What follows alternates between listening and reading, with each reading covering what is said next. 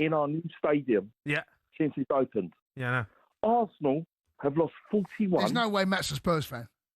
No. Matt is a Spurs fan. He's the one who always digs at Daniel Levy, but you're struggling now because you ain't got Daniel Levy there, so who'd you go at? Yeah, no, that's the thing. Majestic, I saw Majestic on Saturday because he's a good friend of mine now because he comes to see me. But I'll tell you what, right? He's agreed with me. We had an agenda, not you, Jamie. We had an agenda. We fought the battle and we got him out. Right. Now the onus is on these lot to pull their finger out and do the right thing. I mean, when I say the right thing, not a Kinski, not a Dragulson in January. Yeah. And I don't want to hear the stories about, it's difficult in the January window. Mate, I don't want to hear it. You've got to come out. You've got to come out and prove yourself. And then if it ain't the case, the heat is going to be on and we're going to find a way and we will get these lot out. And I remember you saying, you can't get him out. He won't leave. Well, look what's happened, mate. So this is the reality. We've got poor players, mate. Our goalkeeper's poor. Our right back's poor. Our midfielders are poor. Matt, and you know just what? Spurs, though, mate. Mate, it's just I Spurs. don't even want to hear it because listen. I'll tell you one thing. Well, one thing I can tell you, Cundy, you spent £1 billion, mate. £1 billion. Yeah, no, we spent more than that. I tell you what, it's like I tell you what you've done. You've spent on this amazing. I can't careful. Even villa. Careful. No, I'm not swear. This villa that's 10 rooms, and you put in there a sofa that the legs just wobbling. What happened what happened Saturday? No. Liam, what's his name? Liam Rory. What's his name? No, You've had Drogba's, mate. Yeah. You've had Drogba's and Torres's, and you got that. That's my point. What's that? So what happened Saturday? What happened Saturday? No, don't worry about what happened Saturday. Bournemouth beat Tottenham. Aston Villa beat Tottenham. Come on, mate. They all beat Tottenham. Listen, we played 5 games at home. Mm-hmm. We've lost 3 out of the 5. And we haven't played Man United. We haven't played Man City. We haven't played Liverpool, Arsenal. No, but that's what £1 billion gets you. Rock up at North London again, put your pants down, give you a whooping. It's just who we are, mate. Listen, I don't care about that. No, but I just thought of Jamie, and I got my missus next to me, right? And I had to stop what we was watching because I thought of Jamie, and you got your missus next to you. Was your missus there? Yes, she is. What's her name? Georgina. Can we speak to her? Speak to her. Of course you can. She's here. Speak to him. Georgie? Speak to Jamie. Go on. Georgina. Hello. All right, George. Is Matt always so angry? No, he's not. Only when he talks about football. I feel like he's got high blood pressure, George. You need to calm him down. It's you, Jamie. You give that to me. George? Yeah? Who do you support? It's got to be Spurs, hasn't it? You say it ain't Chelsea, mate. She doesn't. It's not convinced convincing. There, George. George, I don't know. You do. Yeah. George. Okay. Who's your mum and dad support? Who they grew up supporting? Oh gosh, Chelsea and QPR. Oh gosh, what a thing to say to Matt, throw them under the bus. Matt, you can't ever phone us up again. You can't ever phone us up again, mate. Your missus supports Chelsea. West London gang. It's only it's Matt, her mum and it, dad. you finished. Nothing to do with her. Matt, you've been rumbled. Why'd you do that to me?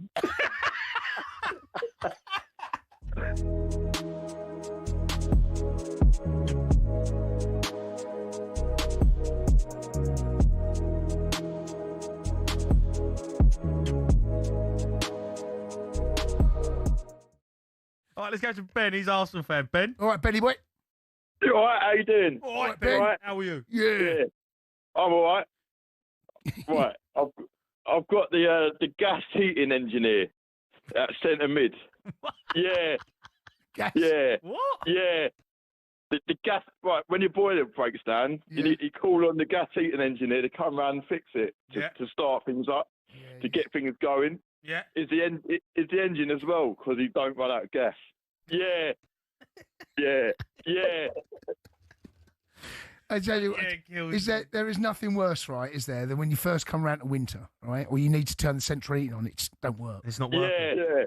Yeah. I have had that. I've had that once. Terrible thing. I had to get a new boiler. That's it. That's why he's in the centre mid. So the engine room. The gas engineer. Okay. Starts off the move. Starts off the move. I don't know what that means. Yeah. Oh, Ben, why don't you phone us up more, mate? Because you make me die. Yeah, I do. That is iconic. Yeah, isn't it? Yeah. You know what? I never even knew that I can say exactly the same Go on, time. see if we can work out who's doing what. Yeah, right. So we've got a recording of it. Obviously, we've kept it. So if you Yeah. say and the recording, let's guess. Let's see. All right. Go on. Yeah. Yeah. Yeah. Yeah. Yeah. Yeah. Yeah. Yeah. Yeah. Yeah. Yeah. Yeah. Yeah. Yeah. Yeah. Yeah. Yeah. Yeah. Yeah.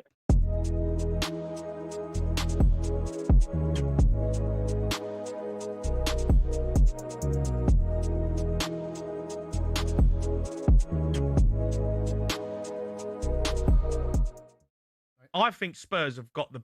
Oh, here we go. I think Oh, it Spurs didn't take long. have got a better front three in Premier League history than Arsenal.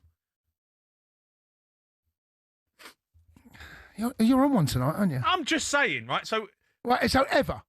if you think about, I'm talking about players in their prime. Okay, go on. Son, Kane, Bow. The best front three in Premier League history. Son, Kane, Bow. It's better than Arsenal's. You can give me any one of Arsenal, right? And I know they will, right? And it's a fair argument. So, I think that front three is better than Arsenal's best ever front three. He's on one tonight. I mean, I don't know why you're so chirpy. Well, because Arsenal fans go, Thierry Henry. Yeah, all right, Thierry Henry. Arsenal game? Why is it always Arsenal? Talk about Bergkamp, but Bergkamp, you can't put Bergkamp in there. He's number 10. But Henry can be in there, right? Oh, yeah, of course Thierry Henry's in there. Of course he is. So Henry, I'm going to throw this out for Gooners now. Henry, Saka. Why are you looking at me like that? Saka? Why are you looking at me like that? Saka? Can't put Saka in there. Why not? I think there's probably a better right winger. Well, go on, name it then. I'd say Perez and Overmars, maybe. Right, I'm going Saka. Wiltord. I'm going Saka. Right? I'm going Saka for the sake of this conversation. Bale's better than Saka. Listen.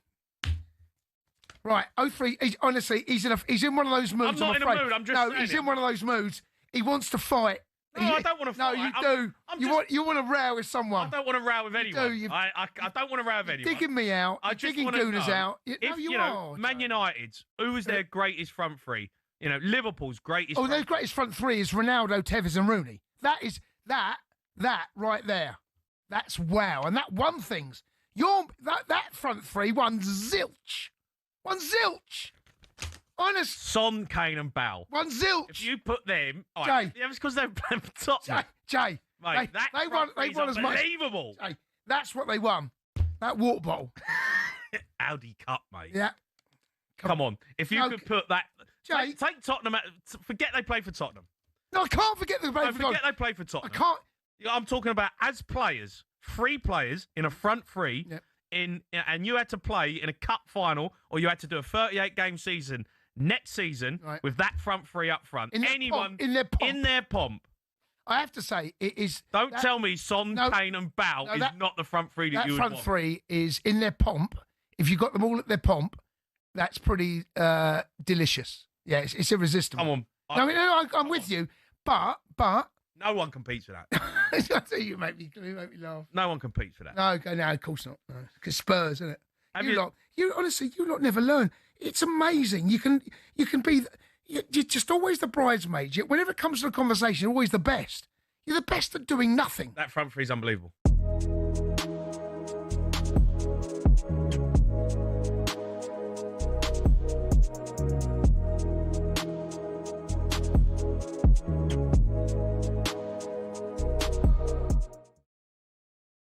Has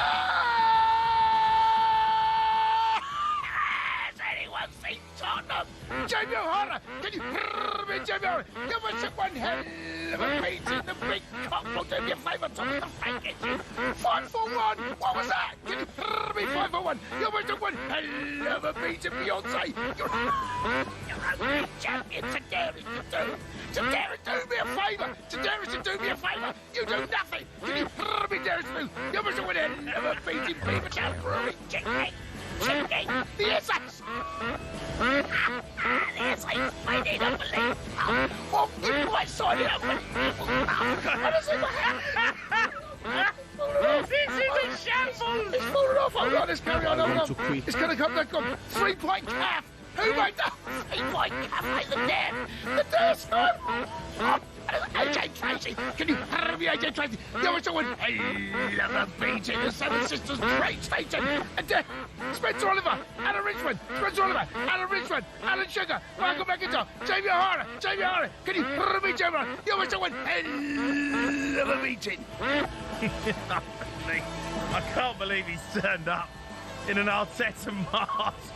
Oh my God, what is going on? The worst ever North London derby performance. Spurs, an absolute shambles.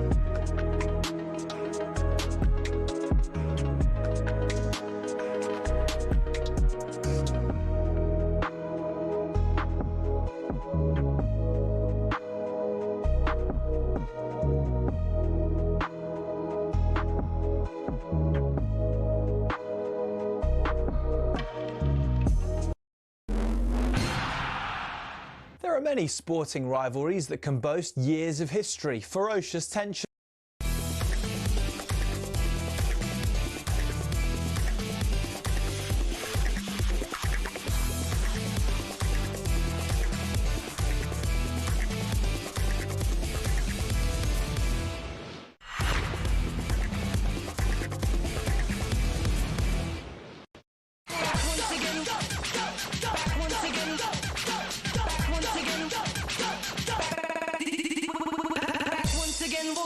Well, we are up and running already. The magic of the FA Cup has kicked off the weekend in style.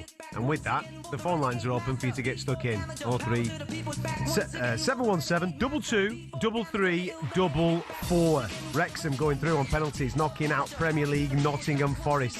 Forest fans, what's your thoughts on that? Understrength side in the first half, changes needed, got yourselves back in the game and then get popped out on pens. With the season that you're having, is it a blessing in disguise, or were you looking forward to a decent cup run? 03717 22 33 44. We're also going to be talking about the managerial shake-up this week. Obviously, everything that's been going on at Old Trafford. We'll be talking about Chelsea as well. Cole is here, so we're going to be talking a little bit about West Ham and what's going on there. And I'm going to ask you this question. Think about it. Where are the Premier League entertainers? 03717 22 33 44. It's a Sports Bar Weekender on talkSPORT.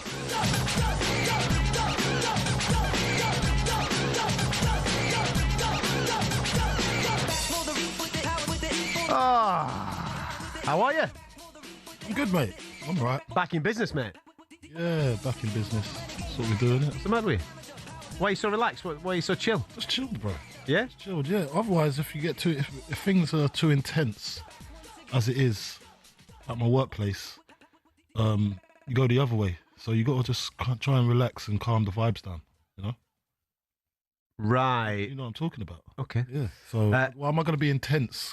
We need the calm environment. Calm environment. We need yoga. We need hot yoga. We need to relax. We need massages. right now. Who are you and what have you done with Carlton Cole? What is this? New year, new me? I've been speaking to my therapist.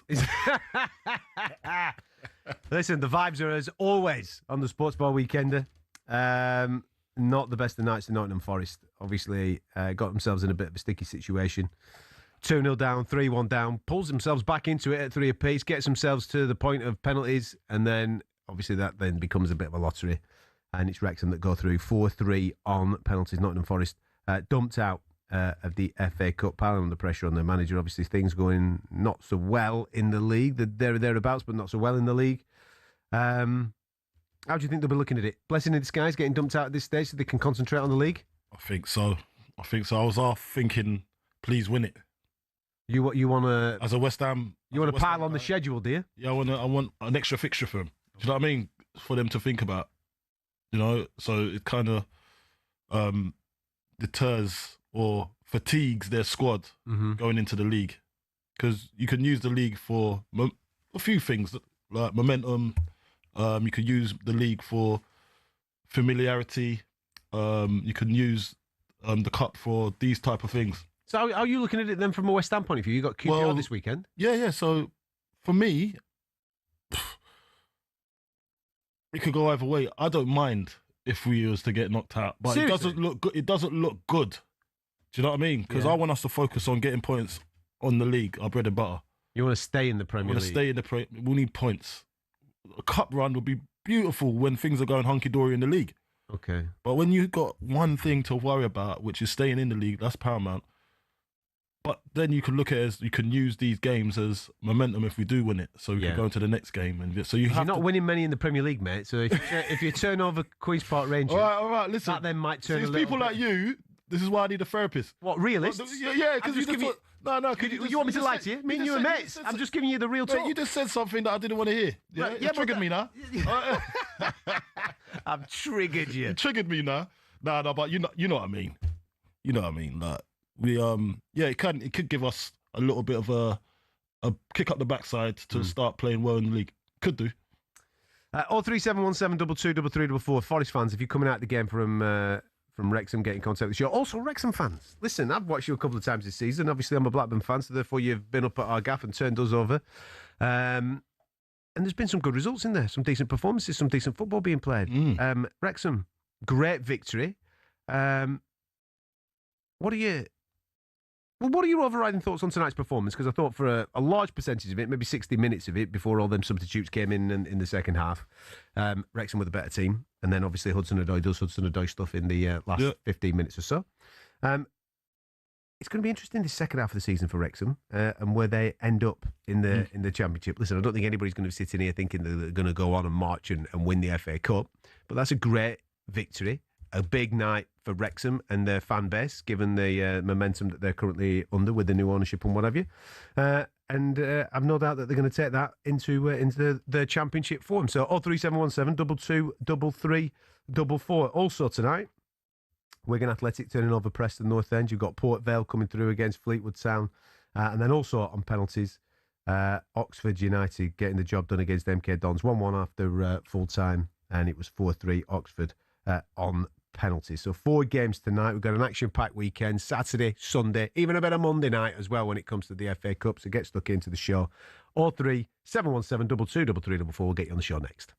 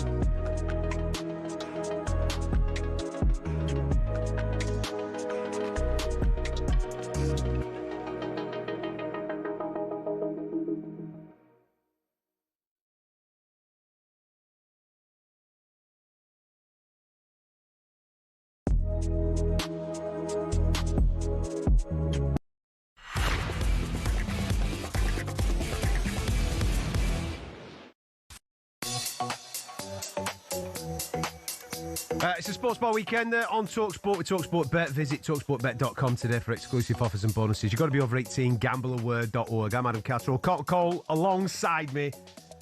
It is Friday night. Turn your radio up. Come on, get yourself stuck in. Telephone line is well and truly open. 03717 223344. You can react if you want to tonight's football. You're more than welcome to do that. But you can also preview what's coming up this weekend. It's the FA Cup. It's the third round. You might have a little bit of magic in the air. You might be making a little bit of a trip somewhere to your team playing at a bigger side. A little bit of magic in the air. Are you going to turn them over? Come on, let's get excited about it. Let's get stuck into it. And let's have that conversation on the radio. 03717 223344. Matt, have you been at the game tonight, Matt? Yes, mate. Just driving back to the Wrexham game now. What a result for the Wrexham boys, eh? It is. Go on, Matt. Loving it, innit? Talk me through it, mate. Listen, at the end of the day, did you think you were going to get through it when Hudson-Odoi's pulling it back to 3 apiece, pal, when you were 3-1 up? So I had one of those belly feelings this morning when I thought we were going to get a result tonight. I had the same a few years back when we beat Coventry. But the second half, the first half we were phenomenal. The second half, Callum Hudson-Odoi made the difference. He was so good. Like their class really shone through in the second half, and I think we did well to hold on. But to survive the 30 minutes additional time and do it on penalties, it was special. The atmosphere in there was amazing. There's been a bit of an upturn in form over the last couple of months at your gaff. Obviously, when you come into a new division and what have you, you've got to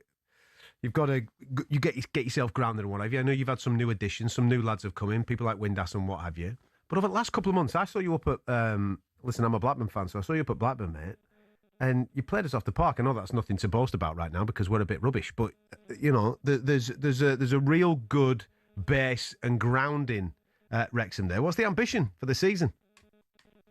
It's a good question. I would have taken Championship survival as a great season. Yeah. Before coming into the year, and honestly, I think anything in the top half is a really successful season beyond like most fans' hopes. I know the playoffs were a point off them, and if we have a really strong finish to the season, we could sneak in there. But I think we all need to be. Oh, we lost him. Right. Oh, I thought we just lost you there. You must have gone through a tunnel or something, mate. The thing is, you are right. Everything that you've just said there is right about expectation with fans and various things like that. I think we've lost him, actually. Yeah. Oh, no, we still got him. Yeah, but you've got people. Listen, man, we're living in a Netflix-driven world, aren't we? A Hollywood-driven world. With your owner and that team behind them, there'll be no greater story, would there? And they'll dramatise the living daylights out of it if you can get to the promised land this season. Oh, without a shadow of a doubt. Hey, and if you were at the Blackburn game, what did you make of the 2 goals we scored against you? They were good, weren't they? Oh, look, he's rubbing it in too, mate. No respect. No respect. Listen, I thought we were all like looking after each other in the start of the new year. You know what I mean? He tried to give you a compliment and you've gone the other way. He's coming big. He's gone big on you, 2-footed. No. Have it. Whoop No, it. it's all good. It's all good. Yeah. Whooping. Regarding though, yeah, like what you've just said there about expectations and stuff like that. The thing is, you've just said you're only a point off playoffs. So a decent run, so a decent bit of grounding now between now and the end of the season, mate. You could find yourselves, whether it be by default or by design, you could find yourself in there. This is it, and we've been told as well that through the rumour mill that with this new investment from the Apollo Group, that we've got 30 million to spend in Jan, which might be hearsay, but it's come from somewhere. And, you know, there's all these rumours going around that we've got 14 million submitted for an unnamed European striker, which could be a load of horse, but, you know, it could be true as well. So we'll see where we are at the end of the month. If we do get some names to the door, then we'll have a real chance of giving it a good go. Well, enjoy tonight and enjoy your weekend. It always sets you up, when you win on a Friday night, it always sets the rest of the weekend up sound, doesn't it? You're in for a touch now this weekend, pal. Doesn't it just? Thank you. Have a good one, mate. See you in a bit. There you go, Wrexham getting the job done against Nottingham Forest. Not good, though, for Nottingham Forest getting knocked out. No, it's not. It's not really good. And listen, we all love Dyche and we wanted to do really well, but when the run of form is like how it is, yeah, you got some points off West Ham, but I just think they were helped to those points by the referee at the end of it. And I think that if it wasn't for that, they would have 2 games back-to-back, no wins again. So it'll be it's one of those ones where Nottingham Forest fans are probably thinking, okay, these boys have got to pick it up, and we're struggling against the newly promoted side, Championship side. That's the way they're probably going to look at it, and we haven't performed once again. So now they're out of the cup, but maybe. You know how fans could look at it. It's a blessing in disguise. We need to focus on our league form and make the gap further away from West Ham as possible. Ian, back to Wrexham, mate. How are you, pal? How you doing, pal? You all right? I'm very well. A win today. Look at this, lad. You've definitely been at the game, haven't you? Mate, the voice is mate, my voice has gone, voice is a little bit hoarse there, pal. You've had a go there, haven't you? The magic of the FA Cup, innit? The magic of the FA Cup. Well, it's not about that. I'll tell you, after the Swansea game, just before the new year, since then, he's changed his tactics. He's played a bit more offensive, and the results have been paying off. Blackburn, Derby. Who's been your star performer? Who's been your star performer? I think Broadhead, the way that he's been able to take the ball down, he's been able to link play up. We haven't just been hoofing it long to Kiefer. And I think also bringing Doyle in. Doyle has been immense. Bring him in from City. He's really, really good. Would you like to keep him? Yes, yeah. Well, I can't see him. There's Max Slevworth. There's talk of him going to Villa. And he's come through from the conference, come from Connors Key Nomads all the way through. There's talk of him to 12.5, 15 million. So, I mean, that's good business if you're bringing people in from there. Look at Wrexham talking about those type of millions now, eh? Mate, Times have changed, eh? It's a completely different change. I mean, I'm here with my brother, my nephew, and to see times like that has been brilliant. Lovely. Absolutely fantastic. What a time to be alive for. See, this is the magic, right? So, we can get carried away, can't you? We're going to talk a little bit later on in the show about where the entertainment is in football, but mainly the Premier League, right? Because I'm finding it quite dull this season, but we'll get stuck into that in a moment or two. And then you listen to Wrexham fans and the story of where they were and where they are now and the optimism of what might come in the next 6 to 12 to 18 months. Lovely story. That's the beauty. That's what football is. Yeah. Right there. Yeah. You guys still feel connected to the actual football club. It's organic, isn't it? Organic. So the owners make you feel connected. Yeah. So before the game, Ryan turns around and gets... Look at this man, he's on first name terms with Reynolds. He's on first name with Reynolds, mate. Right. I saw Ryan down the old Nag's head, right? We're having a little bit of a chat about the club. We're chopping it up. Isn't he? I'll give him a bell and put him on in a minute if you want. Yeah, but that it's really important that you just said that, right? Because there's so many of these owners that come in and it's disconnected. That's it. It's faceless, mate. You know what I mean? You don't see them sometimes at the games. They run it like a business. It feels like Wrexham's actually still being run with the ethos that it's always been there, like it's a family. You wait till they get in the Champions League. His tune will change, mate. Don't worry about that, mate. I don't think it will. You know, my honest opinion is, right, you look at the Premier League and it is so disconnected. They're so far away. VAR, we don't want VAR. It's useless. Well, if you get promoted, mate, you're going to have it. If you get promoted, you're going to have to. Do you know the thing? Are we going to get promoted? I'll tell you what would be a good season, a brilliant season would be, and I think we can do it, is get into the playoffs and have the experience that we've had a really good run and then next season build and go strong, because I think one season in the Premier League would do a Wolves.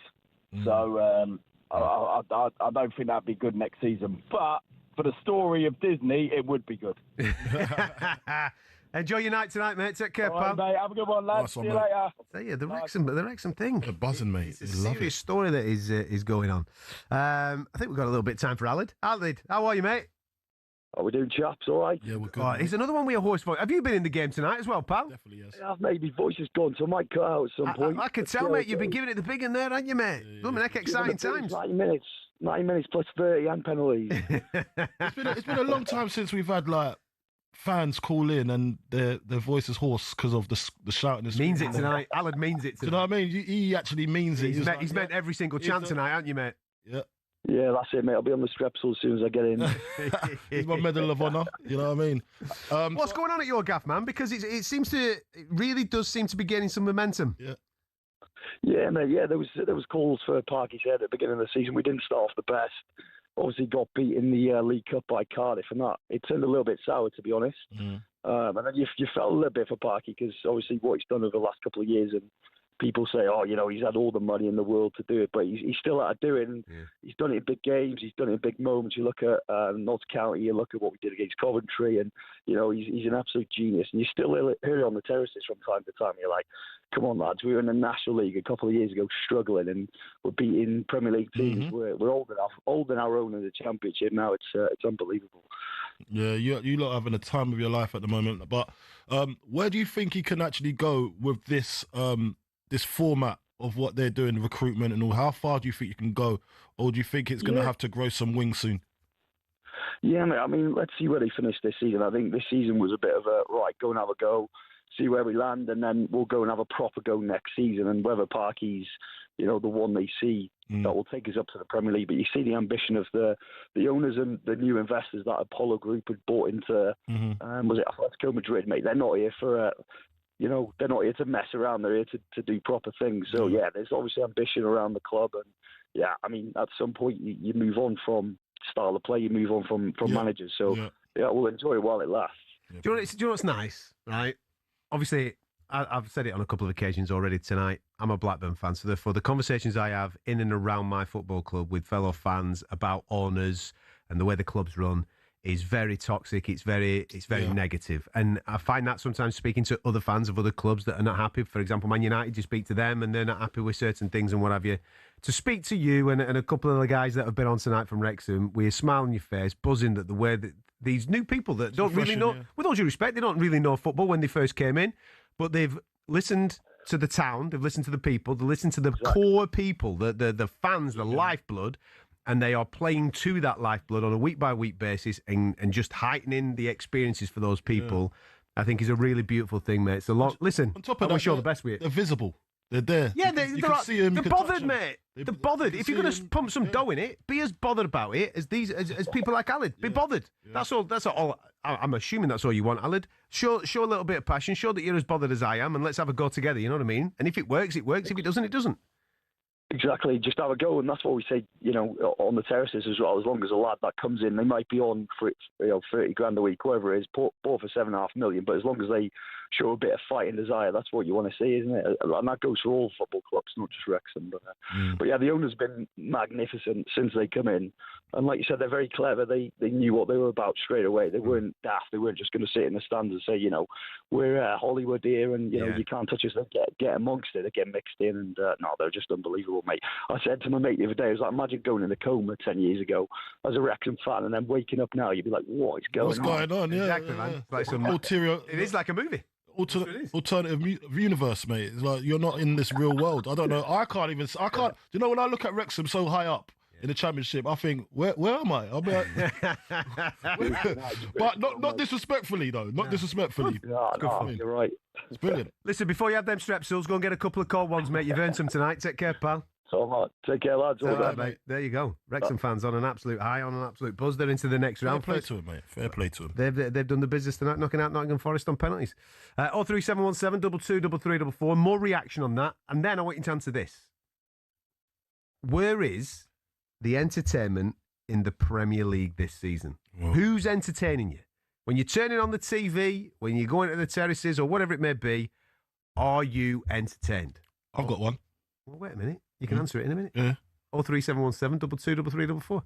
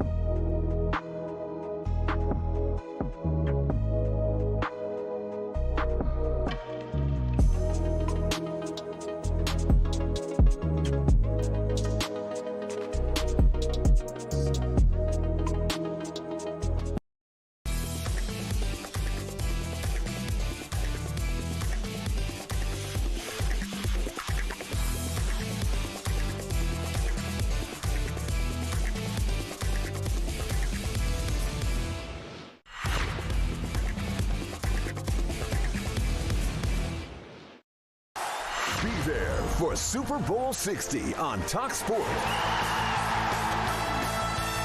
Before I tell you about this competition, if you win it, can you take me with you? Because this is some prize, this. Don't tell me it's Vegas. It's the Super Bowl, mate. Oh. This is the one. This is the one. God. Sunday, 8th of February is when the Super Bowl's taking place. We're giving you an opportunity to be at the greatest show on earth, as well as a pair of tickets. We're chucking in flights to San Francisco.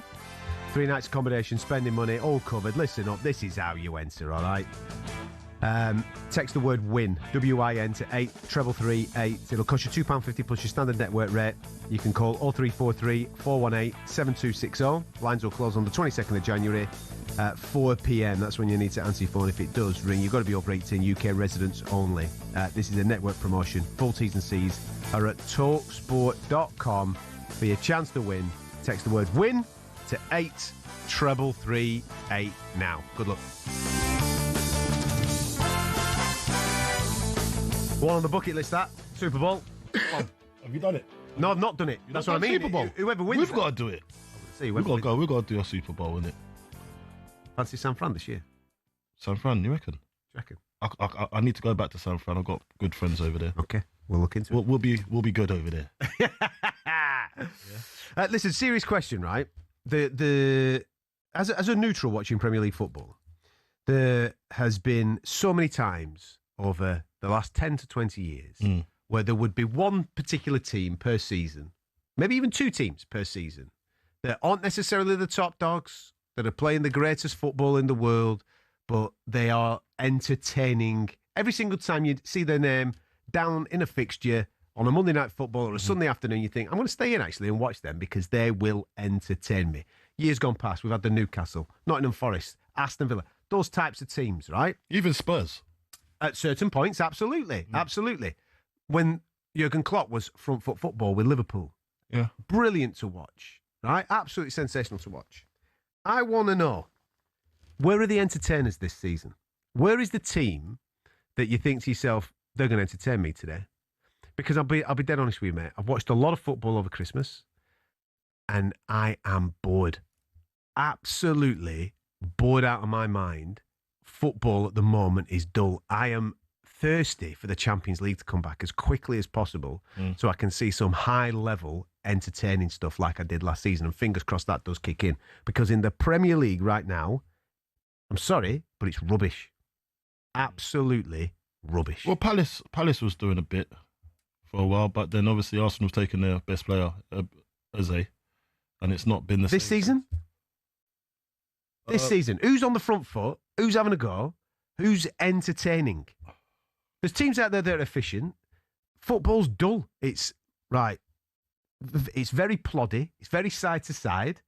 Where are the guys that are running at people, taking people on, beating people, shooting from distance? Well, the ones that were doing it at clubs last season have been bought to go to better clubs this season. Mbuemo, Cunha. You could even look at, obviously, Eze. Yeah. But they was at their respective clubs, they were the star players, and they were making things happen with these other teams that are now not got that star person in their team. Now they've just gone into a system now, so they've been drowned out. So it's hard. That's one theory. Yeah, but what you're saying there is absolutely bang on. Football has become systematic. Everybody's playing a system. Where's the Mavericks? Where's the entertainment? Where's the right? Let's just go and have it. Let's just go and smash this team to pieces. I think it goes around in circles, a cycle. I think it will come back around. It's just not this season. Just get through the season. Hopefully next season. Get through the season. I've got 6 months of it still to go, man. Get through it. Got to get through it, mate. This is a grin and bear it. Grin and bear it, mate. I want to be entertained, mate. Nah. What do you mean, nah? This is a consolidation season. This is the entertainment game. Surely people are paying the money to be entertained. Yeah, they are, but I don't think the owners care. They just want to stay in the Premier League. So they don't care about entertainment. They want to consolidate. Yeah, but they've always wanted to stay in the Premier League. But they don't care if it looks sexy or not. They want to get their returns. That's what they want. That's football. That's football now. So you're saying there's no entertaining teams in the Premier League right now? There isn't. I can't see. There's good teams that are like well-oiled machines. Who? Well-oiled machines. We've got Manchester City, well-oiled. Arsenal, well-oiled. Hang on, just on those two, right? Yeah. Arsenal, when you say well-oiled, I'd agree with you. They're efficient. Yeah? Solid, just solid. Not entertaining. No, it's not entertaining at all, mate. No. They're very solid, very hard to break down, efficient, and because they're playing against a lot of absolute dross, they're finding it very easy. Mm-hmm. Now, Manchester City, with all due respect, they're boring this year. Only for Cherky. Cherky's my man. Yeah, Cherky can... Listen, they've got a lot of talent. Cherky's actually done some maverick stuff this year. They have got a lot of talented players. Manchester City are side to side. They hold the ball for far too long. They get themselves in so many good positions to shoot, and then they decide not to shoot. Let's go backwards. Stop it, man. Pull the trigger. That's football now. It's percentages. Am I going to shoot from here, or is it better for me, for my teammate in a better position? Yeah, but how boring is that? There's a high success rate of where he shoots. Mate, I'm watching football. I'm not doing a maths equation. I'm not in countdown doing a conundrum. Yeah, hit the ball, mate. Shoot. What's up with you? Nah, don't make no sense.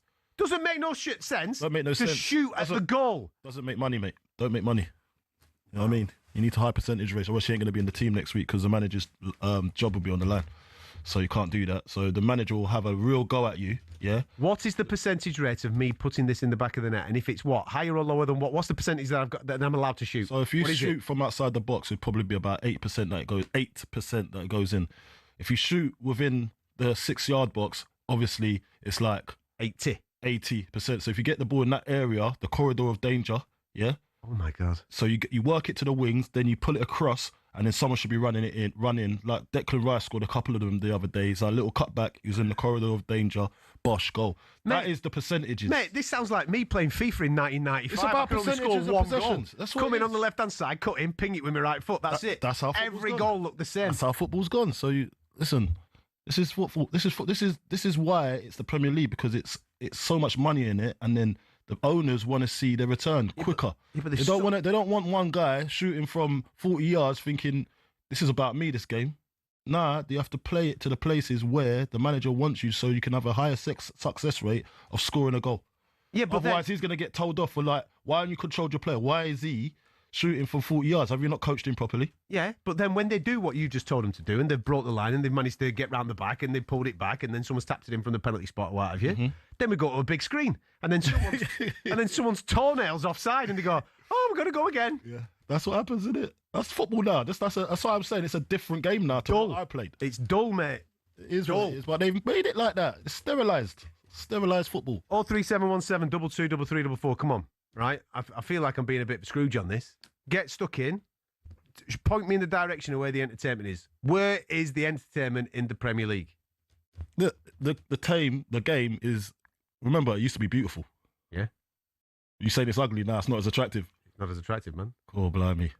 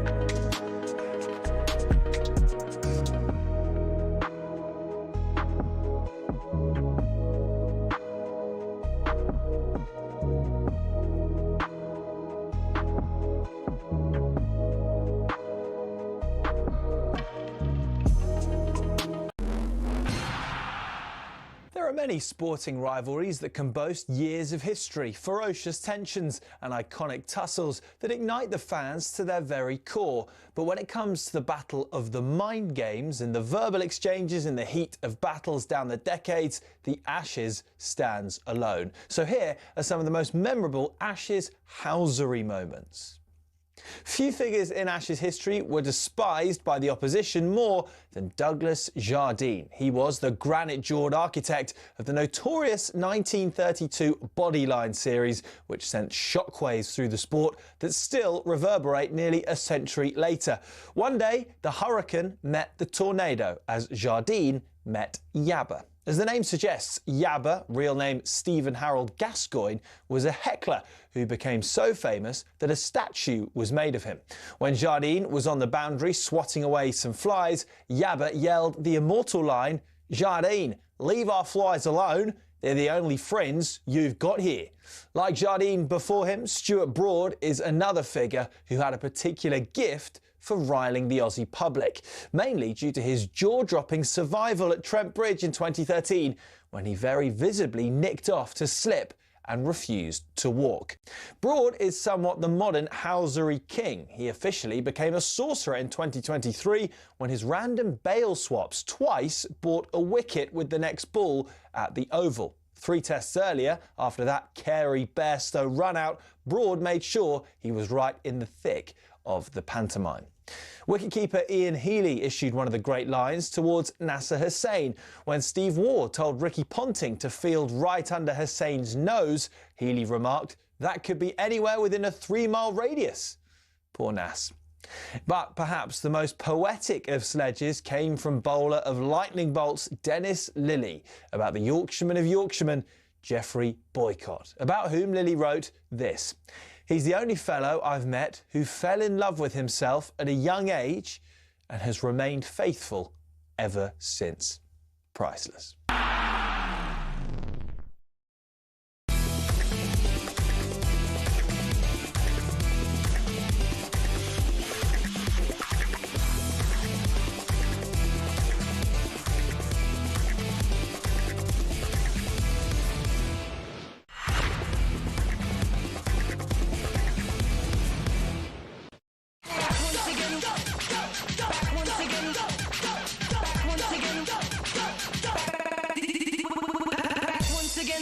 Did well, Max, then. Did well. 03717 22 33 44. Get in contact with the show. Where is the entertainment in the Premier League?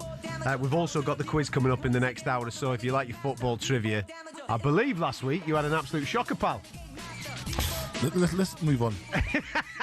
I told you I'm speaking to my therapist at the moment. Okay, listen. The Quizzy Rascal was giving it the beginning in the studio. He was, wasn't he? Yeah, he was. So he's not even mentioned it to me. Well, we're going to get stuck into that a little bit later on. So 03717 22 33 44. It's a Sports Bar Weekender on talkSPORT.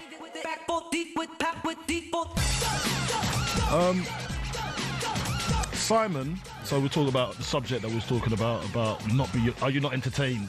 You're not entertained by any teams? Well, just before you read Simon's thing out there, I'll tell you who's not entertained. Sean Dyche, right? Well, shall we hear from him? Sean? Yeah, because he is not a happy man after his team have exited from the FA Cup tonight. Check this out.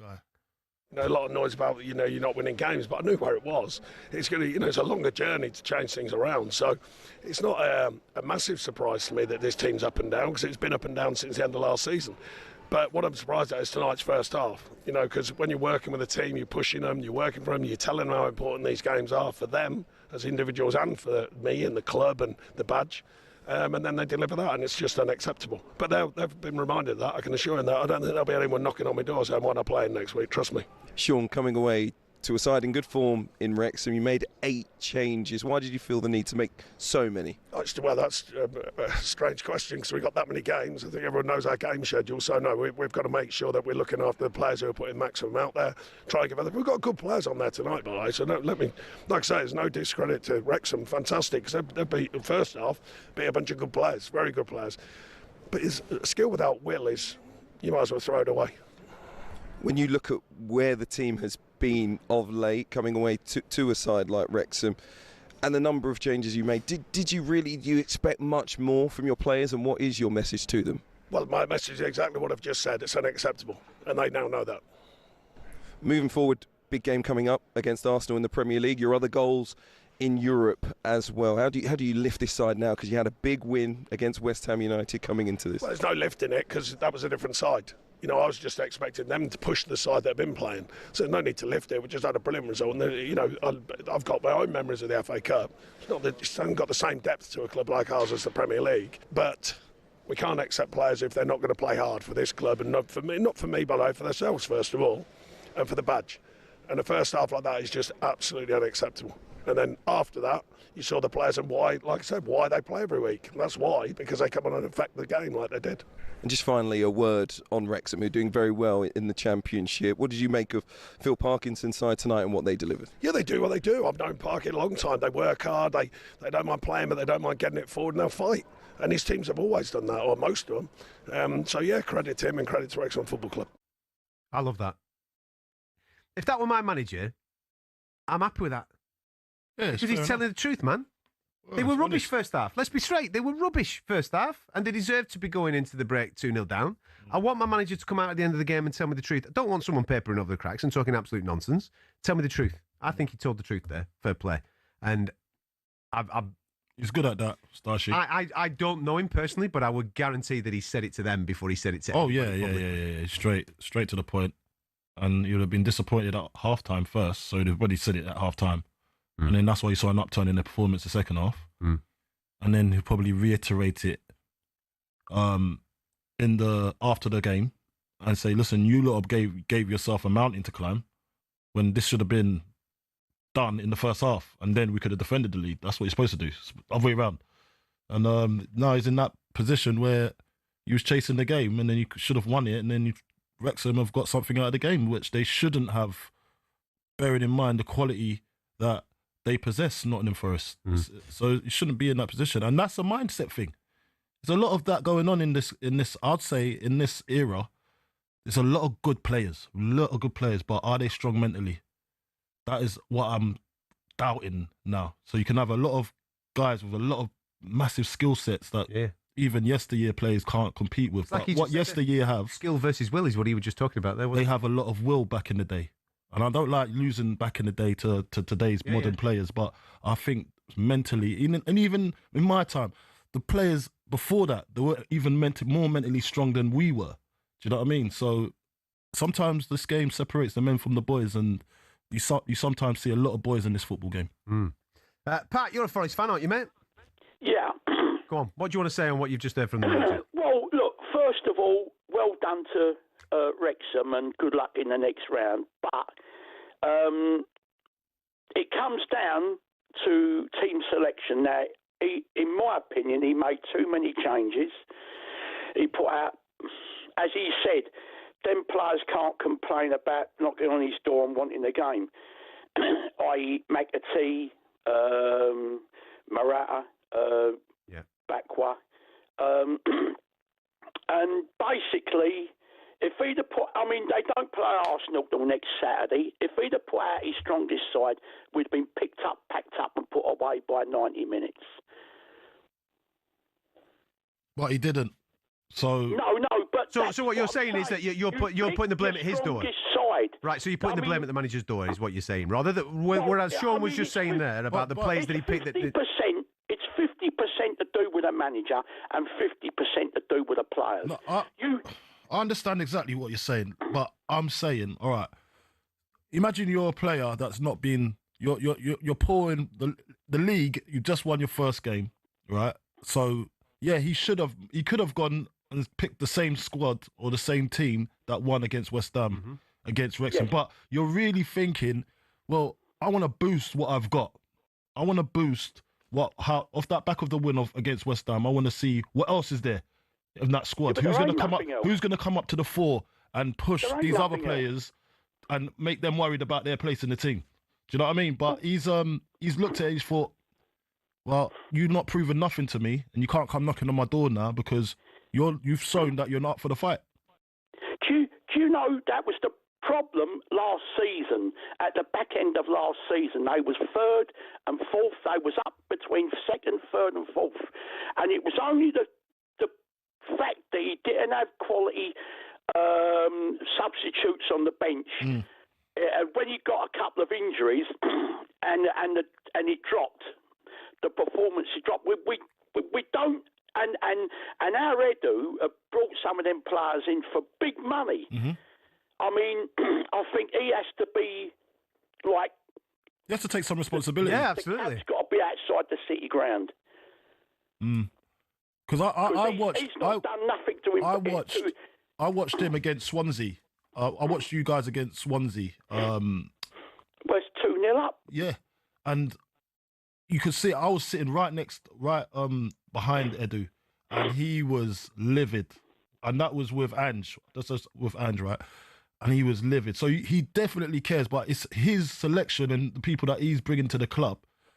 They're the ones that he's got to start looking at his selection and what he's bringing to the club, or get someone that can come in and coach those boys that he's brought and with his vision. I'll tell you what, Carlton. It is Carlton, isn't it? Yeah. Yeah, oh, no, Sandy. No, I'll tell you what, going back in the old days, you had Matt Busby, you had Bill Shankly, you had Bob Paisley, you had Brian Clough, you had Peter Taylor. They knew a good player. They'd see a player down in the lower leagues or wherever, or abroad. They'd go on, get good. And they knew a player. Today, some of these recruitment officers don't know a player. They don't know a player. He's a big name. He plays for this. He plays for that. He was there. But don't mean to say you're gonna get like what you pay for him. I mean, them old managers who used to. I mean, they didn't have recruitment office. The manager brought in and dispatched. He took out the players and brought in the players that he wanted. Well, what they do, Pat, they watch them themselves with their eyes, whereas now they're buying them off pieces of paper and data and things like that. That's what they're doing. It's cheating. That's wrong. It's cheating. You got to go and watch a player and see, is this player going to suit my style? He might be a good player, but it might just not suit your style of football. The manager should have the say on that, not just watch 5 games and say, yeah, he's decent, yeah, get him in if you want. So he's not really fully committed. Managers are not fully really committed to the signing because it's not there. Are they managers or are they coaches? A la Ruben Amorim. We'll talk about him a little bit later on, mate. It's all there for you, innit? Lee, what do you think, mate? Oh, Lee was there 2 seconds ago. Lee's there, mate. Lee's there. Oh, is he? You brought him back, have you? Lee, how are you, mate? How are you doing, Lee? Yeah, well, I'm terribly frustrated is what I am. I'm driving home from the game, and it just what got served up really. Having a bit of a grumble at everyone really. I think Deitch was absolutely correct in the first half being abysmal and unacceptable, but I don't think he should have played the players. I know Carlton said about giving the squad a chance, but they've had so many chances. They've had the chances. They've shown that crap what they've served up, the unwillingness to perform. It's January. They need to get their agents to earn the money and get them a move and get them out of the club and get people in who want to play for the badge and represent it. Again, echo the first caller. I think you've got to congratulate Wrexham. I thought they played really, really well. They were very brave and they went for it. We had the handbrake on. Until sort of quarter of an hour to go. We didn't really push it like we could. I think the players, they let the sense down the first half. I think Deitch, he should have been a bit firmer and play these players because we are on a bad run of form. And it just seems like we've got the handbrake on. I think you've got to go out, win the game, what's in front of you, and then worry about if everyone's fit the next week, because we've ended up with 0 points out of 4 games. We were quite fortunate against West Ham. Thank you. Yeah, well, although I do feel that on reflection we probably did slightly deserve it. That keeper were a bit of a plonker, one at end, and give us the win. But that if we hadn't got the win out of that is a terrible run of form, and we've just not gone for the game. We've just played it safe. Lee, with what you're saying, mate, is Deitch the man? I think at this place in time, yes, because look, we were -5 in the relegation zone, and now we're +7 out. So look, he's got us, and he's done his job, hasn't he? He's done what he needs to do. Where Marinakis wants Forest to be, and where the supporters, after we got spoilt last season, want to be. I think he's always been a placeholder. So Marinakis possibly has got his eye on another manager who's maybe out of contract in the summer, and he's got Dyche in to steady the ship, because that type of football isn't entertaining. You know, there were a lot of grumbles around us tonight. Listen, safe trip back, man. Safe trip back on on the journey back. I know it's disappointing, obviously, getting dumped out of the FA Cup from a lower league side, but listen, there's a lot of good points being made on Nottingham Forest tonight. Keep them coming. 03717 22 33 You're going to need that telephone number as well for the football trivia, which is coming up. So if you like a little bit of that, within the next half an hour, we'll get stuck into a bit of a quiz question for you, so you can get your brain into gear on that one as well. You listen to the Sports Bar Weekender on talkSPORT.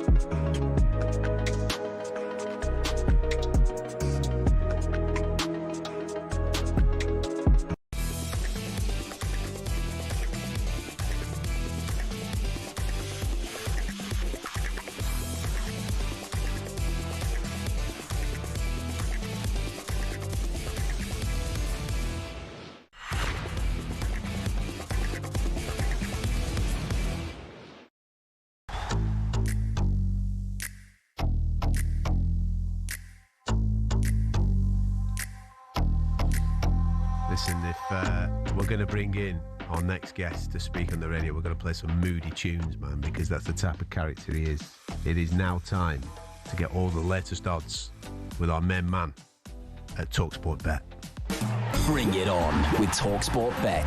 Download the app or visit talksportbet.com for exclusive offers and bonuses. 18 plus, gambleaware.org. Here he is. talkSPORT's Ruben Amorim lookalike. Our very own Ruben Our very Amorim. own. Look at him. You actually look like Ruben now, mate. You know what I mean? He's smiling a lot at the moment as well. He is, isn't he? He is, isn't he? Yeah. I've got that unemployed look about me as well. So yeah, we do look alike. I was just about to say, Ruben, did you get a payoff as well, Geese? Did you get any anything off that? I wish. I'd say if anything, he's only got 9 million. He could give you $1 million. I know, just the 9 mil, wasn't it? To be honest, if 10%, anything, 900. Let's say call it 900,000. I'll take something.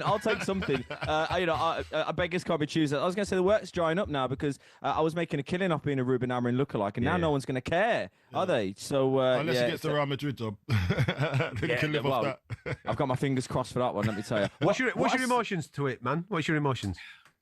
Circus. To be honest, I'm still coming down from it because I've got no gripe with the fact that he wasn't good enough and he's lost his job. But when literally weeks ago, we were getting told, he's going to get 3 years and trust the process. And we're having to put up with this awful football we're watching week in, week out. We always knew he was going to play the system, but it'll come good because we'll get him the right players. Oh no, he's out the door, and Ali's back at the wheel potentially. Like, what are we doing here? I'm in a time machine. I'm sat here once again, and a Man United legend is taking over in the dugout, and essentially, if it's Ali, let's say for example, it's a punt, isn't it? It's just a punt. He's just been sacked by Besiktas, and we're just trying to, get drunk on nostalgia again. So after you've already sacked him and paid him 10 million to clear off, mate. Can you He's coming back for more. He's gone. Yeah. What? Another free 10 million quid? Let's go. Please, sir. More, please, sir. I'll have some more. And do you know what? He's going to go on a 10-game winning streak. Yeah. We're going to give him a contract. You win the FA Cup. You get to FA Cup final. Yeah, exactly. Rio Ferdinand's going to come back on our screens and say, he's at the wheel. He's at the wheel. Give him the keys. Yeah. Put the contract on the table. Yeah. You've got it. Literally, we are in a revolving door, and I've got Man United friends, and they were rubbing their hands, going, "Oh yeah, he's out." And I was like, guys, man, look, yeah, I understand people were hammering out, but you're not seeing the bigger picture here. No. We're back in amongst it once again. We have no idea what we're doing, and it's no wonder it's been so long. We've not won a Premier League title. Sorry, boys, you've unpacked some stuff. No, listen, I felt for him after the Leeds game. I felt for him, right, because I watched that press conference live. It was streaming, and I watched it. And the minute it finished, I went, "That is a man that has just made a play for severance pay. Yep. He's had enough." He doesn't want anything to do with this. His pride is not allowing him just to walk away. He doesn't want to be a coach. He has made a play there to get sacked, to get paid. That's what he did. Well, that's the new thing now. So the severance. That's all you have to do. Yeah, I think what I think clubs are now going to definitely clock onto this thing where you can't say nothing against the club and the press to try and make a play to get your severance fee. Because if you don't fancy it no more, all you got to do is walk away. Show some discontent to the board. Yeah? Yeah. All right. And then they're like, "Oh, we can't be having this. No, we've got to sack him." Whereas, and then he gets his money. He's happy because he's played you. Yep. And then I don't think clubs are I think they're going to put it into contracts because I think this is a new thing that's been happening and people not understanding. It's a loophole, isn't it, Cole? It's a loophole in the contract. Yeah, but Maresca walked away. Maresca? No, he's a man of did he get paid out? Of course he got paid out. Did he? Of course he did. He would have got paid out. That's in the contract. This is contract. I thought it was a mutual walk away. That's what the line was. There's no. Yeah, of course it's mutual. He's thinking, "Thank you, mutual. My pride's hit, but I've got 10 million in the bank." Do you know what I mean? So Chelsea and Man United's most consistent performers over the last couple of seasons have been the club statement. That's where both clubs are. You know what I mean? Yeah. Sorry, but the managers had to. That's all we see. That's the most consistent thing we're seeing. Telling you. Do you know something? Man United's spending on transfers, man, compared to Man United's severance pay. Mate, it's up there with the agents' fees. Jesus. Mental. I know. It's crazy right now. Do you want to talk about something positive, mate? What is positive? You're not positive at the moment. You're saying the Premier League's trash. It is. It's rubbish. Everything. You're a Blackburn man as well. That's trash. Mate, everything's trash for you. Everything I'm watching football-wise is rubbish. I'm waiting for the Champions League to come back. I'm praying for it. Oh, mate, we're funny people, aren't we? Let's hope the FA Cup's throwing up some trills and spills, eh? Give it to me, man. Give me some value this weekend. Well, shall we start with Everton Sunderland? It's the first of 4 all Premier League ties, and Everton don't have the best of records in the FA Cup in recent seasons. I think they were out in the 4th round the last 3. Moyes doesn't like playing Premier League opposition either. I think he's lost 8 out of 10 times. So it's one of those where the underlying stats don't read well for Everton. Sunderland have been amazing, but if I'm going to be critical, they're winless in 5 now. There's 4 draws in there, but they are winless in 5, and it's worth thinking about. Now Everton are the favourites of this, boys, 23-20. Sunderland are 12-5. I think some people might look at that one. The draw's at 11-5.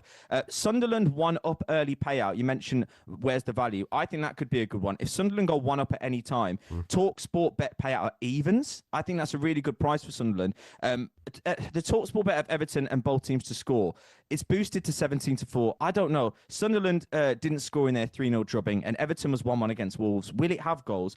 I'm looking at under 1.5 goals at 17-10. It could be a bit of a boring one, this. So, right, so hang on a minute. You've just had a go at me for saying everything's dull. And the main man's just come on and said, this is going to be rubbish. That's basically what he's just said. I was thinking, is it competitive, the Premier League, because everyone's good, or is it competitive because everyone's bad? I'm kind of... You're going on the bad side? You're going on the bad side? I'm with you, Catman. Yeah. But you're not saying it's high quality? I don't know. It's just dull. It's not elite. Mate, everything's just dull. They're playing dull football. Where are the Mavericks? Where's the fast football? Where's the front foot? Let's have it, man. Let's get direct. Let's get at people. Let's try and score a goal. It's not happening. There's no risk takers anymore, man. No, there isn't. Do you know what I'm going to put that down to? Footballers' lifestyles are boring as well now. They don't go out, have a drink. They don't want to get caught in the press. They care about their bodies too much. Yeah, there's no going out. There's no page 3 models coming out of a nightclub. You know what I mean? It's all nonsense now, mate. It's nothing. It's nothing. Game's gone. Game's gone. Game's gone. Get them back on the L. That's the first thing. You know what they're drinking? They're drinking that Mockingbird raw drink now. You know, it's got all the vitamins and turmeric in there and all that sort. That's what they're drinking after games now. They're not drinking a bevy. They're not going down. Like that. No. I tell you what, get me in at United. Yeah. Right, I'll turn that. You're social. You'll be the social. I'll turn that team around. I think. You know what? That might be a role. A social coach. That's what I think. That might be a thing. You know, go in there. And social coach. I want social butterfly. Social manager. We'll get you two, shall we? That's it. Let's hope. We've got Spurs Villa in front of me here as well. Let's hope this one. I think this is probably the tastiest fixture of the weekend. And we saw this exact fixture 3 months ago as well, lads. Villa secured a 2-1 win over Frank's men that day. But I mean, the weekend just saw Frank's 8th defeat in the league, and he is splitting the fan base a little bit. Now it was a draw is 12-5 here, and the reason why I've started with the draw is because the odds can't separate these two teams as of right now. They're both on at 31-20, which I don't know. Maybe that's a bit generous to Spurs given Villa's recent form, but that's just the way it is. Villa to win and both teams to score again is a talkSPORT bet booster at 4-1. I think that's a really nice price, and I think a lot of people will look at it. But this game, a game with the value, it's got the super boost in it. talkSPORT bet have a super boost every weekend, and it's a goal in both halves. It was 8-11, and it's gone all the way to 11-8. Yeah. So that's a really good price. Really I like that. I think there'll be goals in this one. Yeah. And who will score it? Watkins anytime at 33-20. You have to contemplate him for your bet builders because he's back in amongst the goals. A confident striker going into the weekend, lads. So we've got that one as well. Tidy.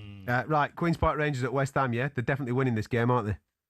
Oh, let me tell you, the media have the narrative that Nuno is working on borrowed time, and it's one of those things. And look, this could be one of those springboard games, but there's a break to the make or break games. If Nuno doesn't get a result here, Coley, I'm sure you're thinking it as well.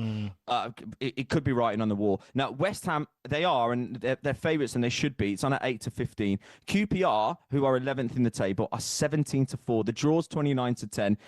What can we look at here? Bowen is boosted to 9-2 to score any time. West Ham to win to 0 is 7-4, but I think it would probably be more likely both teams to score at 12-5 and a West Ham win. Cody, have you got a score prediction of how you think it would go? And I can tell the listeners what the odds are for that and what they'd get. 2-0 West Ham. Oh yeah, here we go. Irons 13-2. 13-2. A goal and a half. A goal and a half. You like that? A goal and a half, yeah. Okay, 13-2, 2-0. That is a and team. Somerville can get a goal. Yeah. That's allowed this time because that disallowed goal over the other day was just diabolical, wasn't it? The disallowed goal was diabolical. Come on, West Ham are a team that definitely need an events director, man. I'm in, right? Get us in, hype men. We can vibe it up. Vibes director. That's what it could be. Vibes. Oh, we sort vibes out. Vibes. Karaoke on Thursdays. You come in on a Monday. that's where You you come in bring on a me in. Monday. You look at the players when they're walking through the door. You're thinking, Yeah, he needs a lift. He needs a night out. He needs a night out. That's it. Then you got their players. Yeah. Yeah. And then you say, What are you doing "Oh, tonight, that's boys?" That's 10 of them. That's 10 of them. Yeah. The 3 days on Tuesday, so we're out Tuesday night. Yeah. No, there's 3 days on the Wednesday, so we're out Tuesday night. Yeah. And then you take them out. Take them Show out. them a good time. Proper job. Yeah. Yeah, come on, boys. Come with me. And then on the next day, you have to hand them over to the fitness coach, and he gets them back in line, hydrated and all the sorts. Easy work, mate. Huh? It's easy, isn't it? A business idea was Easy born work. on the sports I think bar. we need a social manager. Yeah. Hey? Yeah. Anyway, listen, that's just an idea. Yeah. How's Mr. Fletcher going to get on with this game against Brighton? God knows. God knows is the answer. Well, I don't know. We haven't got much to go off. He's only had one kind of senior crack at it, hasn't he? Which was that draw against Burnley. One thing we did see, back four as we expected. We saw service for Šeško. We saw a lot of, he had more shots on target than any other player in the Premier League, which is crazy because, he couldn't hit a Where's he barn door been? before that. Yeah, exactly. Well, Man United are favourites for this. They're 4-5. Generous, don't know. Brighton are on at 27-10 and the draw's on at 14-5. I think, like I said earlier, there is a section of the Man United fan base, rightly, I'm not having a go here, that love the nostalgia. And when Fletcher walks out at Old Trafford, they're all going to be singing at the top of their lungs because we know, that they will get behind the manager. He's part of the old guard. And I don't doubt that the atmosphere might carry Manchester United to a win here. So I kind of get why United are favourites at 4-5. What can we look at? Well, I'll tell you what I want. Is he going to pick either one of his lads? That's my bet. Are any of his lads going to be in the starting 11? Shall we have a Fletcher special? That's it. We should get a Fletcher special. It's not going to be in the 11. A double. Be on the bench. Get both Fletchers on. Be and humble. the manager. He comes humble. on for a bit of a player role as well. He'll be humble, man. He'll be on the It's bench. not He'll be a on the bad bench. little market. Yeah, I love that, Catman. That's not a bad little market. I've looked at, not as eventful as that. I've looked at, it could be penalties at 13-1 because Man United are draw FC at the moment, so it could go all the way to penalties. You can get either team at 13-1. I'm looking at Šeško, though. I'm looking at Šeško anytime at 11-8. I think that makes sense. He'll get more chances, just judging by the way Fletcher likes to play. And if anyone's been doing a Man United hate watch and they, some scripts write themselves, Welbeck is on at 29-20 to score any time. That feels like that could happen, doesn't it? Happen. Let's be honest. Exactly. But honestly, the answer to your question, Catman, God knows. It's just, take the wheel. I don't know what's going to happen here. So we'll see. We'll see. Take the wheel. Take the wheel. Ollie's got it. Ollie's got it, mate. You got to get it off him. Said that. A wheel and Manchester United, it doesn't go. No, it doesn't. No, take the wheel off him. Take the wheel off him, if anything. I don't know where I am with United these days, boys. Honestly, I'm still. Look at him. He's given up. He's given up. Look at him. He's gone. His legs have gone. Mate, you sound like you need to see my therapist, mate. Yeah. Listen, give me his details. Yeah, I'll give you his details. I'm here. I'm the therapist. I'm told you. I'm the hype man. A lot of strings to your bow. Yeah, I don't Listen, know, have a boys. good one, man. Thank you very much for getting stuck into all that. Hopefully you get your results this weekend. Take care, buddy. Much appreciated. That was a look ahead to the latest action with talkSPORT Bet. Terms and conditions. You've got to be over 18. Gambleaware.org. Bring it on with talkSPORT Bet. Download the app or visit talksportbet.com for exclusive offers and bonuses. 18 plus, gambleaware.org.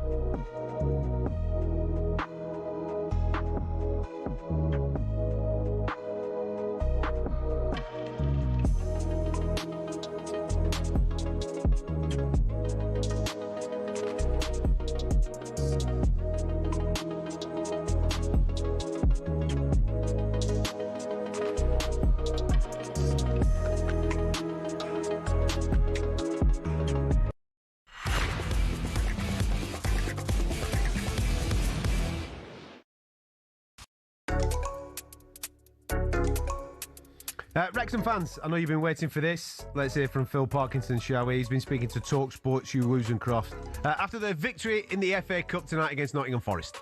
The quality that appeared from the bench at times from Nottingham Forest, from a coaching perspective, how difficult was it for you to try and change the game but also motivate your players as time went on? Yeah, we knew at half-time they'd make changes, and we prepared ourselves for that, and but it's sticking to the game plan of how we could get chances against them, and we did that really well. In wide areas, they're so dangerous, and we doubled up well, but there's still going to be moments where they go past and put crosses in, and just one or two moments we didn't defend as well as we would have liked. But that's Premier League players, and that's, like I said, coming into the game tonight, it's another step up for us, another learning curve. What was the message going into extra time, going into penalties when you spoke to your players? The penalties was, obviously we practiced them yesterday, I'm sure Notts did. And about, picking your spot, sticking to it, nothing clever. I don't like these penalties where people come up and do a stop and try and, be ultra clever. It's just sticking it in the back of the net. Nothing can be better than that. And four of them went in, and Arthur's produced two great saves. But, it's just about, half time in extra time. I thought that first period we gave the ball away, and I said if we keep giving the ball away like that, these are going to win the game because they're good players, and we need to do better. And I thought we did better in the second period and had some good moments to have won it ourselves. What's your message to your players after that, showing what they can do against a Premier League side in terms of what a springboard it could be for them? Yeah, obviously, first of all, enjoy the night because, we spoke about how important the FA Cup is and it's been special, and make sure you enjoy it and, soak in the moment. And that's really, really important, and they will do. Of course, we'll get back in on Monday and we'll have a debrief as a staff, and we'll look to build again for next week.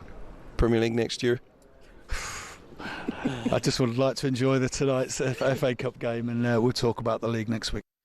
Wrexham manager Phil Parkinson there talking to Hugh Wozencroft after their victory in the FA Cup against Nottingham Forest. If they keep going as they're going, they might end up featuring on this. Everywhere you go, always take the weather with you. Everywhere you go. Carlton Cole's away days. Oh, hello. He's got life by the cojones, man. Always take the weather. Mark it down, Coley. Wrexham. We need a Wrexham away day is what we need if they keep ticking along. What have you got lined up for us today, though? Yeah, so on Carlton Cole's away days, we've got Gooners. Grab your scarves, dust off your FA Cup memories and brace yourselves for a chilly blast of sea air because you're off to Portsmouth. There we go. We're off to the south coast. Yeah. This is a proper cup territory. Historic dockyards, salty winds and loud locals. Oh, yeah. It might be cold enough to question their life choices, but pubs are warm, the banter is strong, and the FA Cup always hits different by the sea. Wrap up tight, sing louder, then off home. Does that geezer with the bell still do Portsmouth with his top off and all that type of stuff, with the tattoos and all that type of carry? I think he does, that geezer and the drum. Yeah, he's giving it. Yeah, I think he's still there. Is he? With all the badges and tattoos and the hat. He's fun. Yeah. I went there last season, and I saw him. I saw him. Still giving it the noise. Yeah. What are the bars and clubs that I should be looking out for? The bars and clubs. Look, The Good Companion, classic away fan, pub right by Fratton Park, busy, loud, and built for match days. Is that an away pub? The aways get into that? I'm not sure. The Good Companion, did you call it? I'm sure that's the away pub. I'm sure that's the away pub. Yeah, I'm sure that's the away pub. Visited as an away supporter on a match day. Fantastic service and a friendly, welcoming atmosphere. There you go. Yeah, Nick Alcock. Okay, right, okay. Gave it a 5-star as well. Oh, lovely. But you know what? When you think about it, Portsmouth, Pompey fans, they're top. They're top. Like, they're welcoming and they could give you a bit of stick and that. Yeah. So I'll have no problem sending any a team of the opposition, a fan of opposition team to any pub over there. All right. Okay. They'll welcome them in. Right. As long as you're not disrespectful. Okay. The four set in. Yeah. Popular with the away fans, decent pints and a proper football atmosphere. Josh Benfield gave it a 1-star though. All right. What happened? My dad, 62 years of age, he says, came down to see me for the weekend and wasn't allowed on the premises because he didn't have ID. 62? Didn't have ID. Come on, man. Look at his face, man. It was great. You can't hide that. That is not AI. That's real. Not Benjamin Button, is it? Eh? What are we doing here? This is bang out of order. Older people. Well, you must be an oldest. That's what you call it. Yeah. It's oldism. Mate, just on that, right? On daft rules that pubs have now, right? I once was not served at the bar because I tried to pay with cash. No. Cards only, machines only. Yeah, we need to identify you. I've got. It's a disgrace. I've got to get rid of some shrapnel here. Take this off me. What's It's a disgrace. Rugby would say. It's a disgrace. Telling you. And then you've got the Isambard Kingdom Brunel. Oh yeah, that sounds a bit. Weatherspoons near the station. Right. Big, warm, and budget friendly. Yeah. Timothy Carey. 8 years ago, mine gave it a 1 star. All right, yeah. Said walking in here was human equivalent of a battery farm for pigs. All right. Okay, a bit of a zoo. Right, okay, right. It was feeding time at the zoo. Oh. Wow. All right, okay. What does he mean by that? But crammed in. Busy, I think he was. Was it? Yeah, a bit busy. Yeah? Over the L? Rambo. Where can I get some scram? So you go Southside Beach Cafe, brunchy comfort food and sea views, admire from indoors. 5-star it was given. Ellie Kefala. Yeah. She says, we had coffee and lunch. Right. Both options were delicious. Yeah. Wonderful views. On a match warm day. and cosy. On a match day. Coffee and lunch. Come on, mate. I'm having a couple of scoops now. Yeah, Come on, man. It's Ellie. It's Ellie. All right. Yeah, she does things different. Where can I get a pie from? You go to the pie and vinyl. All right, yeah. Portsmouth Institution, proper pies, craft beer. Now this is a bit. record. That's a bit of it. That's nice. A bit of mixed music and pies. Okay. Decent. Right. Then you could go to Meat and Barrel. Let me guess. That's meat and barrel. Yeah, they've got meat like burgers. Yeah, burgers, beers, and plenty of pre-match fuel. Okay. You know what I mean? Nice. But got given a 1 star by Jordan Jordo. Okay. Right? He's gone possibly one of the worst burger places in Portsmouth unless your money grows on the trees. Paid £10 for a burger. I ate it in 3 bites. So that was 3 years ago. Hopefully their burgers have got bigger. Nah, you know what I mean? Okay. And what else you wouldn't know? Well, what else is there to do in Portsmouth? You know what I mean? If I'm making a weekend of it. You can visit the historic dockyard, home of HMHS Victory and the Mary Rose. Big yeah. indoors. It's a big naval town, isn't it? Yeah. Portsmouth. Yeah. Big history indoors and it's very on theme. Okay. So give me the itinerary. Match day itinerary, mate. How's it? Right, how's it so what we're rocking and rolling? So late morning, you're going to arrive and head straight for warmth, coffee, or an early pint near the station or Southsea. That's what I done. Actually, I went for a coffee at Southsea. Did you? Decent. Wonder Old Portsmouth, or pop into the historic Docklands if you've got time. Yeah. You ain't got time for that. So, sorry. Then you've got lunch at 12 p.m. Grab food at Pie and Vinyl. That's the place to be. Yeah. Or Meat and Barrel. Don't go if they've got small burgers. For the pre-match fuel. Okay. And then pre-match, 12:30 to say 1:15. Pints at the Good Companion or the Fawcett, as I said, with fellow Gooners. Except chance, cup talk, and cold hands wrapped around warm glasses. Very nice. Post-match, head back towards Gunwharf Quays or Southsea for food and drinks. Win or lose, the pubs will be warm and the sea air still will be freezing. Tidy. Game, by the way, is a 2 o'clocker. Portsmouth. So it's an early one. It's a nice early start. Maybe some of them coffees will come into good use at early doors, but definitely a few boozers. Get you lively. Yeah, there you go. The booze will be there on tap, so go and enjoy yourself. I'll wrap up warm. Live on talkSPORT, Sunday, 2 o'clock, Portsmouth versus Arsenal. Make sure you come and join us for it. We're taking a trip around Europe in a minute. Don't go anywhere.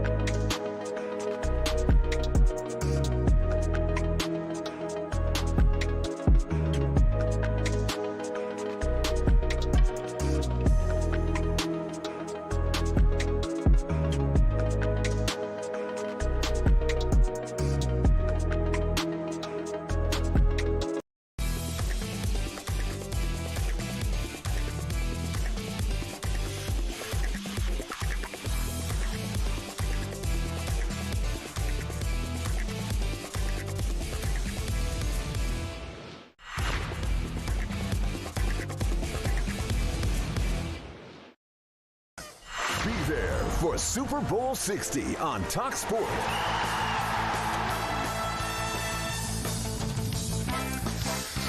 Our latest competition is landed, and you could be at the Super Bowl. February the 8th is when that is taking place. We're giving you a pair of tickets and chucking in flights to San Francisco. 3 nights accommodation, all the spending money, that's all covered. This is how you enter. Text the word WIN to 83338. It'll cost you £2.50 plus your standard network rate. You can call 0343 418 7260. Lines will close on the 22nd of January at 4 p.m. That's when you need to answer your phone if it does ring. You've got to be over 18. UK residents only. This is a network promotion. Full terms and conditions are at talksport.com. If you want to get involved, text the word WIN to 83338 now. Now then, trivia's coming up in a minute. Don't be going anywhere. We are 6 months away, though, from the World Cup. Each week we keep you up to date with everything that's going on with the English players performing across the continent. Here's European football expert Andy Brassell on who to look out for this weekend. There's a trophy on the line for Jude Bellingham and Marcus Rashford on Sunday night with another Clásico between Real Madrid and Barcelona in the Spanish Supercopa final held as this week's semi-finals were in Saudi Arabia. The former played the whole 90 in El Real's Madrid derby semi-win, while the latter played the last 25 in Barca's 5-0 hammering of Athletic Bilbao. Tyrese Dolan, after a good performance in the narrow derby loss to Barcelona last week, goes to lowly Levante with 5th place Espanyol and with the opportunity to get closer to the top 4. Harry Kane is back in Bundesliga action this weekend. Bayern Munich closed the weekend against one of their favourite bunnies, Wolfsburg, and as the England captain loves to chase Robert Lewandowski's records, he might fancy another one here. Remember, Levy scored 5 in 9 minutes as a sub in this fixture back in 2015. Fikayo Tomori and Ruben Loftus-Cheek, both involved in Milan's disappointing draw with Genoa in midweek, face a trip to Fiorentina as the Rossoneri try and close the 3-point gap to City rivals Inter at the top. Jamie Vardy and Cremonese face a trip to Juventus on Monday night. They haven't won in 5, but the Leicester legend did score in the draw with Cagliari on Thursday.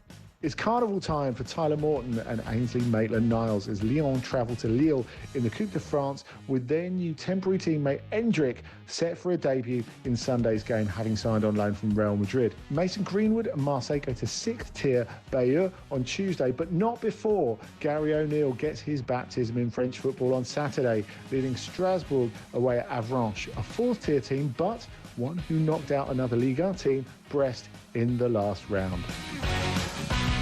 More in-depth on everything that's happening across the European football. Make sure you're tuning into Trans-Europe Express with Danny Kelly and Andy Brassell.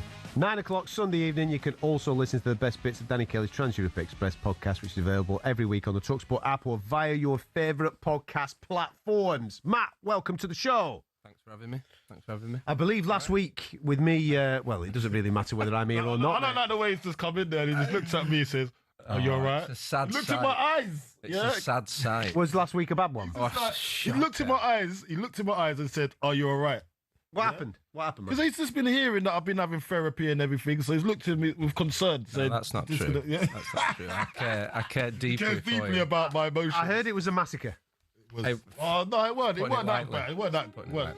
So what's been happening with the quiz recently is this, right? Matt has been setting incredible questions, but there has been, I wouldn't say a tale of two halves, because I think what he's doing is he knows full well that it's all down to the last 2 to 3 minutes of this. That's how he's been doing it. He's Fergie time, mate. He is Fergie time. He's the quiz epitome of Fergie time. He waits. He lets you get to about 90% completion rate. You think to yourself, you cruise this, and then all of a sudden, it's just heads fall off. It could be one name out of 100 That's it. possibilities. That's what he does. There's a wobble, and there's a reason why. The 10th answer, so he'll do 1 to 10. No, he won't do 1 to 10. What he'll do, he'll pick a weird number. So he'll pick 1 to 13. You think, why does he pick 13? Yeah, because the that's 13th. I see a Because the 13th is a mad name. No, don't play this. Don't play this music. There's method in the madness. There is method in the madness, mate. So last week was a massacre. This week, come on, we need to get. Well, the magic number I'm after today is 14. 14. That's what I mean. Who picks 14? Well, 14. Why not just round it up to 10 or 15? Why 14? Because why? Because 10's easy, right? Yeah. Number 13 and 14th are incredibly difficult. Yeah, 13 and 14, you're not getting them. Exactly. That's what it's got. So, I see your game. It's quite smart. Well, yeah. Thank you, mate. All right. Strategic. What I'm after is, because it's a FA Cup third round weekend, probably a really exciting weekend for football fans around the country. Who are the last 14 different... See what I mean about this? The last 14 different FA Cup winners. Last 14 different. How far is that going to go? I know, that could, is it? So it's just FA Cup history. Oh. It's FA Cup history, yeah? So is it within the Premier League era? FA Cup Is it within the Premier League era? No, not necessarily, no. Oh, hang on, he's giving us a ding for it. Is it in the Premier League era? That's not. Is it within the 30? Right. So listen. Pre-Premier League as well. No, it's pre-Premier League as well. All he's just asked is the last 14. I know, but I want to know what I'm dealing with. This is going to be before. It might be Accrington Stanley, bro. Like back in 19. I'm going to tell you now. This is going to be before me and you were born, bro. This is how this is going to go down. This guy, man. Right. So let's get this thing popping, yeah. Let's do some obvious ones who we know who have won the FA Cup in the last 20 years, right? This is how it always goes. Like. Okay, so we'll go. Arsenal, lock it in. What are you delaying on the ding? That's the most obvious ding that you could give us. I just felt it's too intense, man. Help me out. My therapist asks. She just texts me, says, "Listen, tell him to make that thing a bit more closer. Don't make it stretched out." Yeah. My therapist said that. Yeah, you got it. Okay. You got it. Would you like to pick a team? Too many things is too much. It triggers me. So don't too many. Go on. I'm gonna pick a team. Yeah. Manchester City. Okay. Lock it in.